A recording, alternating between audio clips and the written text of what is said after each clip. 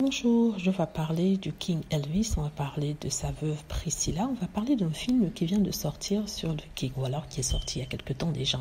C'est un film qui avait été fait par Sofia Coppola. Priscilla dit avoir été choquée par le film parce que dans le film on suggérait peut-être qu'elle avait eu des relations avec le roi du rock and roll alors qu'elle était encore mineure, on dit autour des 14 ans, l'ayant connue à 13 ans. Donc elle insistait qu'il ne s'est jamais rien passé avec Elvis Presley quand elle était jeune. Il faut rappeler que Elvis sortait de l'armée quand il a rencontré Priscilla sur la base, il n'avait que 13 ans, apparemment il serait tombé fou amoureux d'elle, il aurait fait venir à Memphis, elle aurait vécu avec la famille et apparemment il ne se serait rien passé avec elle jusqu'à ce qu'elle ait 18 ans. Est-ce que c'est quelque chose qu'on peut croire, qui peut être crédible ?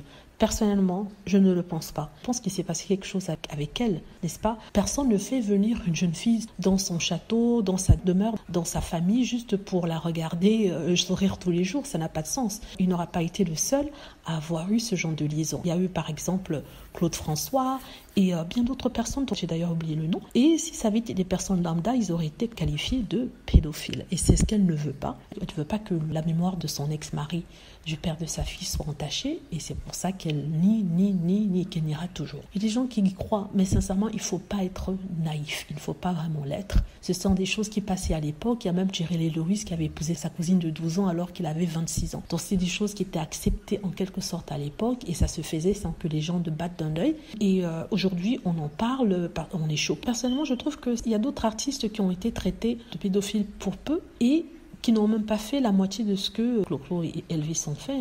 On a même boycotté leurs chansons. Donc, si on doit le faire, ça doit s'appliquer à tout le monde. Pour Elvis, on nous dit que oui, ce sont des faits qui sont passés il y a longtemps, à l'époque, que c'était accepté, comme je vous l'ai dit il y a quelques minutes, mais ça ne veut rien dire. Parce que dans les années 80, il y avait des choses qui étaient acceptées et qui ne le sont plus aujourd'hui. Et on juge les gens des années 80 avec les règles, les nouvelles règles, les nouveaux principes d'aujourd'hui. Donc, si on le fait pour les années 80, on peut très bien le faire pour les années 60, 70. Je dis qu'il faut une certaine constance dans l'argumentaire et dans ce qui est dit de façon générale. Voilà, elle aura beau s'insurger, mais les faits sont là. Elle avait 13 ans, il avait la vingtaine, et c'est quelque chose qu'elle ne pourra pas changer. Les fans et le reste du monde ferment les yeux dessus parce que voilà, c'était Elvis. Mais bon, si on traite Elvis comme on aurait traité toute autre personne, il tomberait sous le coup de la pédophilie, on va dire. Voilà, dites-moi ce que vous en pensez. J'espère que vous aimez la vidéo. N'hésitez pas à cliquer sur like si c'est le cas, à vous abonner pour plus de vidéos et à cliquer sur la petite cloche afin d'être averti lorsque je poste une nouvelle vidéo. Merci.